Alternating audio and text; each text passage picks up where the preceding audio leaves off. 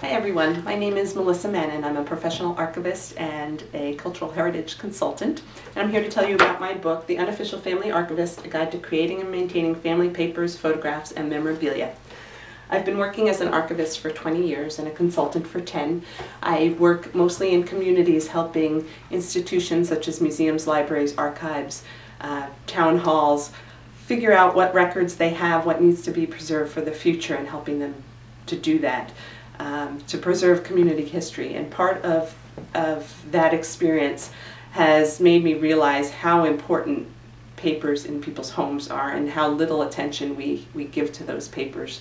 Everyone is part of history. Everyone has a unique aspect to a community story, and there may be papers within your home that are important to save for the long term. Either you want to save them to enjoy them yourself, you want to pass them on to future generations in your own family, to your loved ones, or you may even want to start thinking beyond that, how your papers may reflect your community and may be important in a historical context for the long term.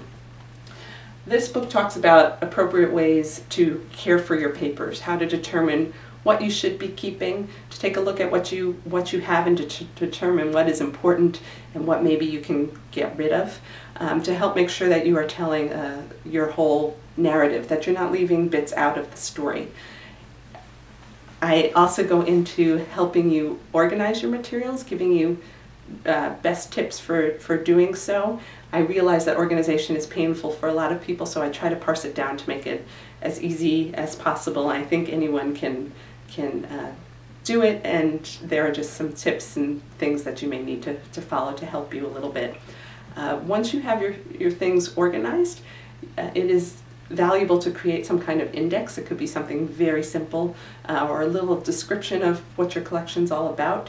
I talk a little bit about describing your materials so that people understand what you're all about a little better, or so that you can find your things more easily. I should also mention that not everything in this book is necessary to do. These are tips. You can go all the way, or you can just follow some of them. I like to tell people that it's not necessary to be perfect, to just do the best you can, and that's what this book is all about. Just helping you, telling you the proper ways to do things and giving you the methods and helping you determine what is best for you, what you can apply to your situation. In addition to organization and description, I also talk about best methods for preserving. Many people have heard that they shouldn't keep things in attics and basements. I talk about that and going beyond that. What type of environment is appropriate? What types of materials do you need to keep your things safe? And what should you look out for to make sure that your things are safe for the long term? I talk about electronic records and digitization.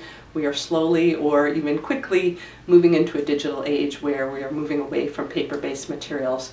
What exactly does that mean to you? How do you care for all of those photos that you have sitting on your computer, all of your email? How do you keep track of it all? How do you apply methods of organization and preservation to a digital environment? And finally, I talk about, if you are interested in preserving a community history, how can you help archivists?